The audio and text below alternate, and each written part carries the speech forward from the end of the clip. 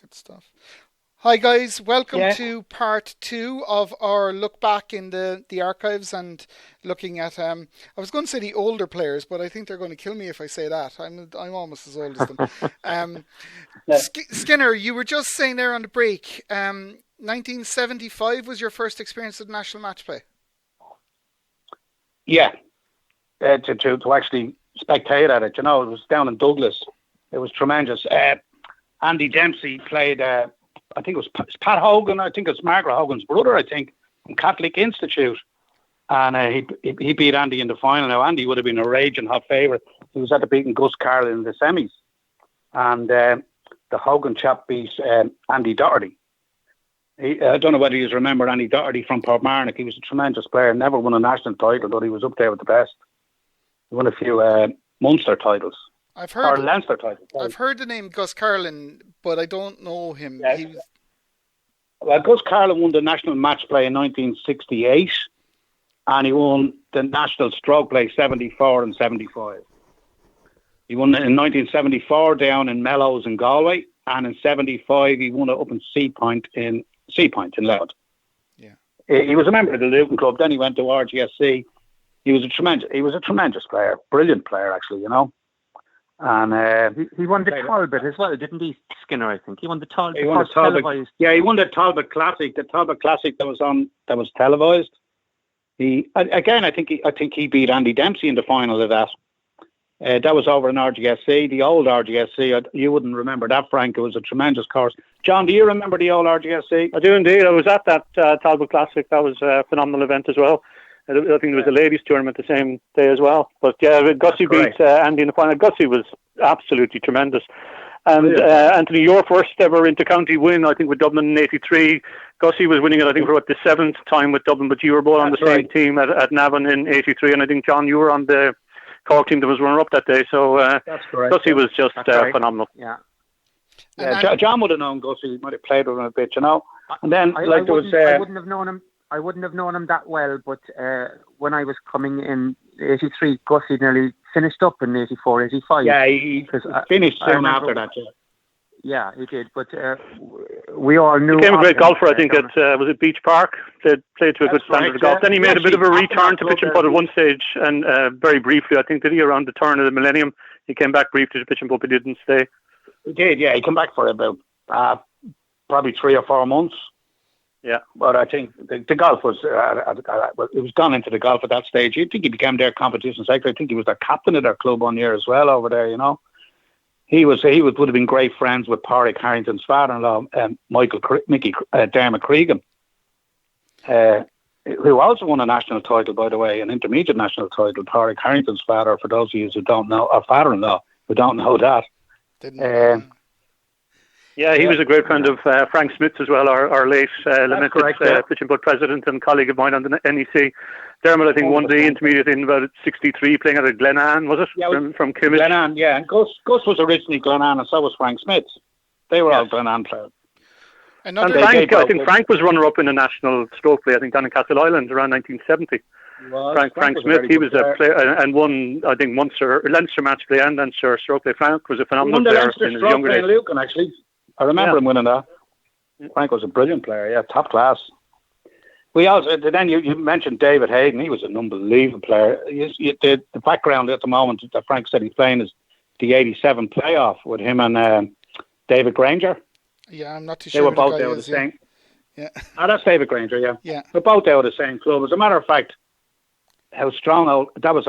They were both old county at the time, and if you go to the records, 1, 2, 3, 4, 5 was all old county players. Unbelievable. They had an unbelievable squad at that time. A lot of good young players, Yeah. And David won that. Then he won the match play in Lucan the following year. And then the year in '89, then, as John said, he went down to Templemore, won down there in Lakeside. Yeah, David was outstanding and really cooperative. I was starting to do the Backspin magazine, I think, around the time of his win in '89. I remember how generous he was with his time and for photographs and speaking about that. And I played with him a little as well around the Dublin circuit, and he was a thorough gentleman to play with and, tough as nails in terms of a competitor, but an absolute gentleman to play. A really sad loss to take away too soon. Sad loss to the game, a huge loss to the game, a huge loss to our club, and a huge loss to the game. We used to call him the Iceman, because he gave nothing away. His expression never changed when he played you, and just a tremendous player. And again, a great person, a tremendous person.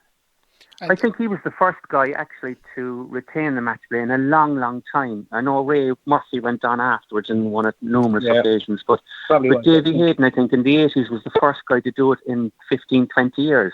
And probably after Joe Doyle.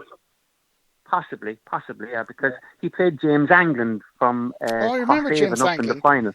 Yeah, I remember James Angland up in Lucan. And I'll always remember David. He was a lovely guy, and it's the way he'd look at you, you'd laugh straight away because he was a character, and you knew what he was thinking. He didn't have to say anything at all, but a lovely guy and a big miss to Jim Putt. You also mentioned, Skinner, Andy Dempsey as well. Andy Dempsey was brought into the Hall of Fame there recently. Andy Dempsey's been on inter-county teams for a while. Andy Dempsey, I mightn't be 100% correct on this one, but I think it was 1979 now. It might have been in around that era. It might have been before that, 70. And Andy Dempsey done, I think it was a 93 or a 94 in iron. Now, anyone that knows the iron course, John Manning, you'd know it well. Yeah, I know it well. Tough course. It was a tough course. It was windy and... Yeah, you know it, Frank, do you? Yeah, I played it. It was windy. I played it last year. It should be a national. Should be on that course. It's a lovely setting. Oh, it's a magnificent course. Great, magnificent course. And Dempsey shot I think it was a 93 or a 94, and the wind and the ground was like the road. It was an absolutely unbelievable score. Now the Rogerses and all, I don't know whether you've ever heard of them. I only seen them at the latter stages. They were nearly gone when I come on the scene. I've seen them a couple of times.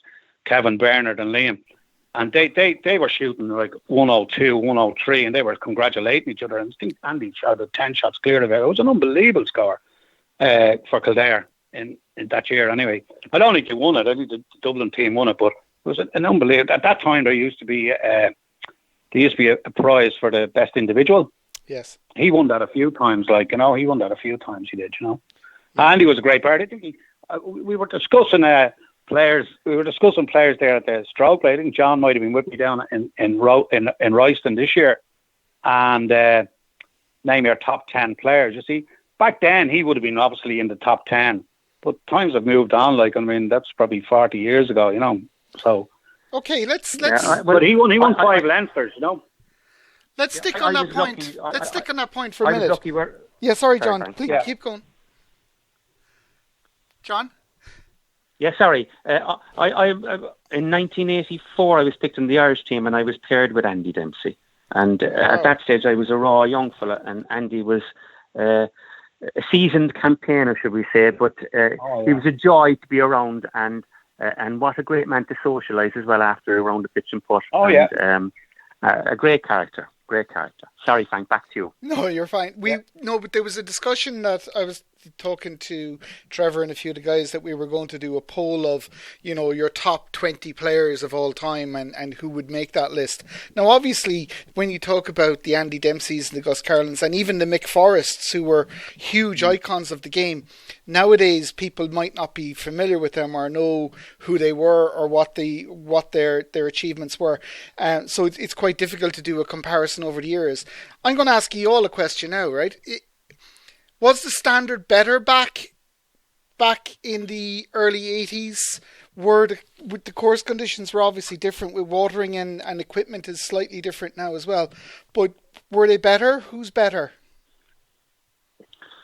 I think it was possibly slightly more difficult to qualify for national championships back in the day, Frank. Entry levels would have been higher when John and Anthony were starting to play in the big championships. Entries were higher, and the number of people qualifying for the finals were actually lower. Yes. I remember when Anthony won in IGB in 1991. I remember standing with him in iron at the qualifying, and he was. We were looking at the scoreboard. I think I was running it the same day. And Anthony was worried. He was on the cut line. He was worried, am I even going to get into it? And I think I said something like, we'll see you at IGB. And I think he just got in maybe on the cut mark, and then he goes on to win it. I think people like Anthony and John would have found it easier now, easier in a sense to qualify, because nowadays there are fewer people entering in its totality, and there are actually more places in the final. I think when John won in '83, that might have been about 2 or 3 years after they increased the number of finalists in the match play from 32 to 64. But nowadays you have things like first, second, third and fourth last year get in for next year. That didn't happen. Like when John, when he won in '83, he would have been automatic for '84, but he wouldn't have been automatic for '85. And he qualified in '85. And I think, John, you went to the quarterfinal against Johnny Campbell Sr. in '86. So that's phenomenal play over a four-year period. So I would make that submission. Whatever about course conditions, I know people like TJ Reardon would tell you small ball, lesser equipment, that sort of thing. Greens not as treated as they were now. And actually, I found looking back at the Cork stroke play, 1966, it was won in the old Carrigaline course with a score of 85 by a gentleman called Pat O'Brien from Woodvale, who I got was superb as well. I never saw him play. I only know him from seeing his name in the records. But that's phenomenal shooting over 36 holes in Carrigaline in 1966. So I think, comparisons are kind of odious, really, because how do you assess it? But I think the standard, you probably get more really low rounds today, but I think you had some phenomenal players right through the generations. Sorry, Skinner, we lost you there for a moment. You're back now again. Yeah. Sorry. Thanks a lot, yeah, no worries about that. No, but conditions, John, were the scoring the same or scoring better now, or from a statistical point of view, or were conditions better, easier? I'm sure it rained as much. I think conditions, I think the greens in general are probably softer in the modern era because, you have watering systems and all that kind of stuff. You had some really low scores back then as well, but maybe they were at the exceptional level. Whereas now when you look at the scores, say, in that national stroke play, you've got 80 guys playing at 20 getting through to the final. You probably have more really low scores in the 46, 45, 44, 43 bracket than you would have had in the past. But in terms of the best score, there hasn't been a phenomenal change over the years, I wouldn't have thought. No, I was up in Royston for this stroke this year, spectating, of course. But and what a fabulous tournament Royston gave, and fair play to J.R. Kringle for winning it.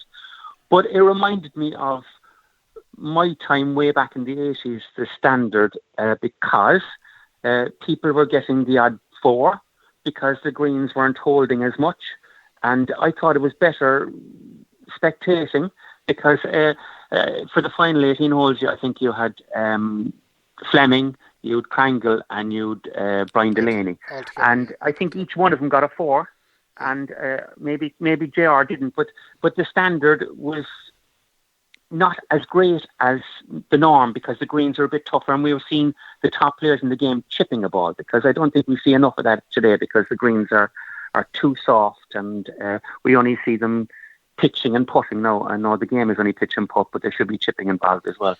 No, I disagree. But anyway. I know, but my point is, even way back then, we were off the greens and we were still bringing in the scores of the 18s, 19 unders, which people are doing today. But we have to chip as well. Can I come in there, Frank? Please, Skinner, yeah? Yeah, like you asked with the standard, I think the consistency is better nowadays. Obviously, there's a lot of really top-class players, and the scoring is you have to really shoot. You want to be 16, 17 under to compete, in most of them championships going into the final round. But back in the day, like when back in the 70s and that, a lot of the courses would have been, I'm not saying tougher, they're still much the same courses, but there wasn't as much watering done or things like that. Equipment has changed, golf balls have changed. When I started out playing, I started off with a Dunlop 65. Now that was probably, and there was Slazengers and Dunlop 65s. John Manning would know about that. Then I was a smaller ball. Dunlop 65 was probably the top one of the time, yeah, but that was the 1.62, Anthony, wasn't it? 1.62 size.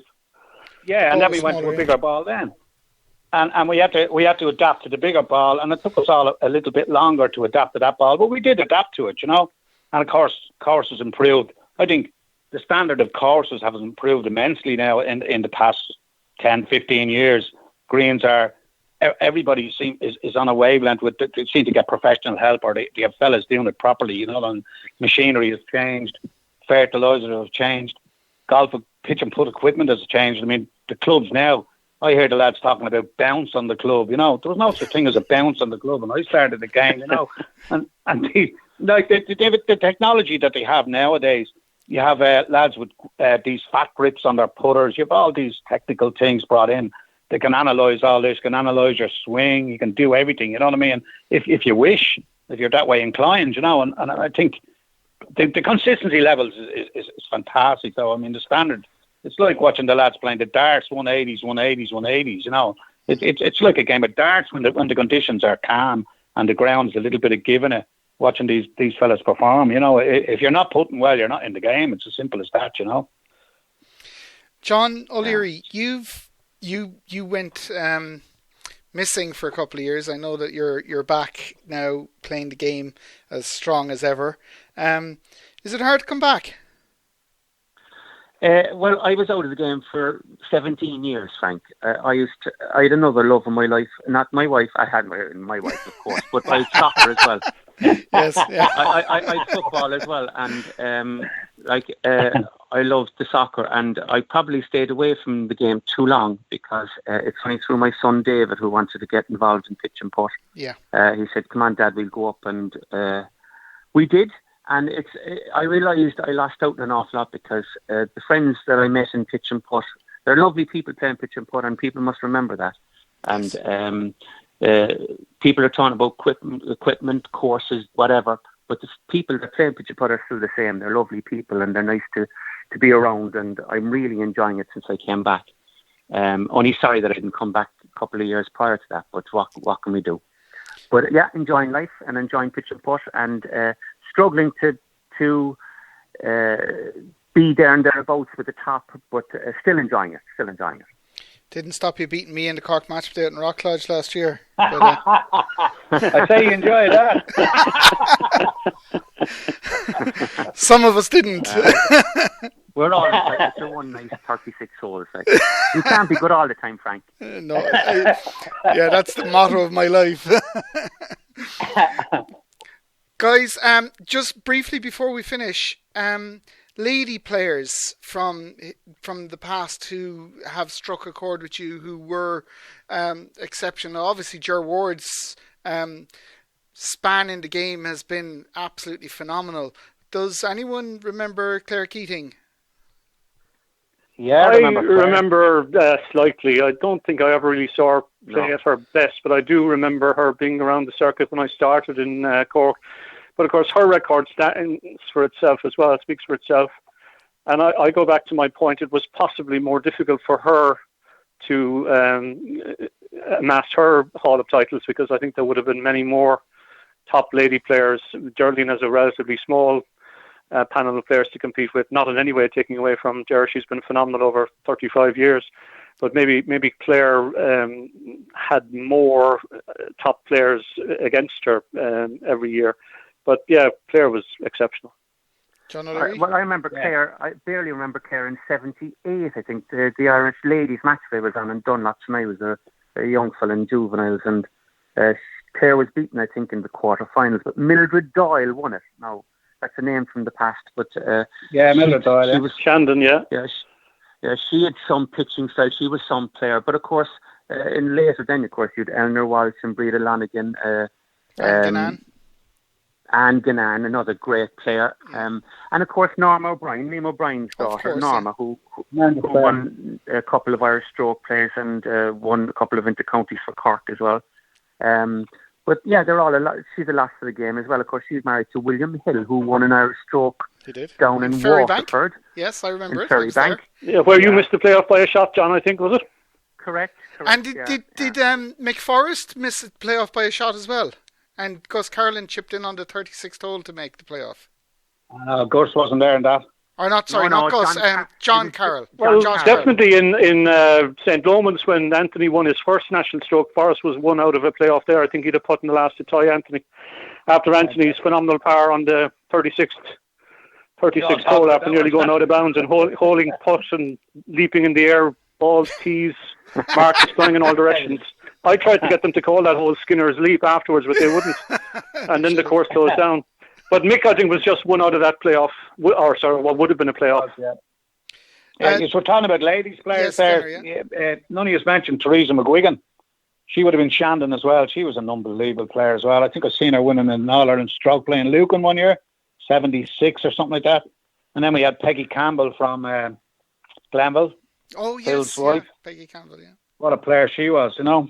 They were both outstanding. Yeah, Teresa McGuigan was Shandon, which is my club, but she would have been playing in the 60s and 70s before I joined it. But her record would speak for itself as well. I recognise her name. Originally a Kerry woman, I believe, although obviously a great of Dublin teams. Gents, it's been an absolute pleasure. I'm going to give one last word to everybody. Can I ask you to nominate? I'm putting your head on the blocks now here. The greatest gent player ever that you've seen, or the greatest gent player ever to play the game. Who would your vote go to? Skinner, we'll start with you. You're first up. There's only one person I can give that, and that's Ray Murphy. He's phenomenal. What he's achieved in the game is absolutely phenomenal. It's unbelievable. I don't know whether he's done 3 doubles or whatever it is, but his consistency and his level of play and his concentration levels and his will to all around great sportsman. And from the past era, who would you go with? Me? Fair enough. No, not me. You didn't mean it that way. I said yes. Didn't mean John. No. From my past era, the best player. Yeah. I would have mentioned this player, but he didn't stay around long enough. I would have gave him my vote if he'd have stayed around long enough. I think he would have won more titles. He won a national stroke play in 68 at 17 years of age. And he was an unbelievable. That was Eamon Tully. But I think I'd probably go for David Hayden. Excellent. Or is that too? Is that far enough back? No, it's far enough back, yeah. Probably not far enough back. No, he's not far. I'm probably not far enough back because he was in around our own era and your own era, Frank. So I'd go for Gus Carroll. Very good. And Joe Doyle as well was a name that was always on the record books. Won the match play at 16, 17 years of age and then retained it the following year. He was another player that featured strongly. Absolutely. And of course Sean Downs as well is another player that we should remember as one of the greatest players ever to play the game. John Manning, you're up. Your greatest player from all time and your greatest player in the Well, I did a thing at the turn of the millennium in the Backspin magazine, Player of the Millennium, because that was a team that was common in magazines at the time. I think I went for Downs at that stage. Yes. But really there's no argument now. It would have to be Ray Murphy. And in terms of players of the past, present company accepted, I think I'd go for Joe Fitzgerald. He was something else when he was in his prime. 2 match plays and 1 stroke play. One at Intercounty best individual gross, I think, up in Clog. He'd never seen the course before. He just turned up and he shot a 92 straight off the reel. So I'd go for Joe Fitzgerald. Present company accepted. Of course. John O'Leary? Well, I suppose, I was out of the game for, as I said, for 17, 18 years, and I missed all what Ray done, but records will prove that he was a fabulous, and still is a fabulous player. And since I've come back, he hasn't differed my opinion. He's still a fabulous player and still the best player in the country. And what a lovely, lovely man and a great ambassador for the sport. So Ray Murphy would be mine. Absolutely. And long ago, I suppose I have to give it to Forrest because he should have won more. He should have won more national titles. He was very, very unlucky. But what a great ambassador for the game. And I'd love to see him back even at 81 years of age. But he's still there, still with us, and I'll always remember him for being a great, great ambassador and a great player in pitch and putt. Excellent. Gentlemen, thanks a million for joining me. I hope it was a bit of fun. I hope you got some enjoyment out of it. Please be safe in the world gone mad at the moment in this COVID era. Please look after each other and look after your families and stuff. And I really hope to see you all on the courses soon. And thanks a million. Thanks, Frank. Likewise, Frank. Thanks a million. Thanks, guys. And we'll talk to you soon. Bye. Bye.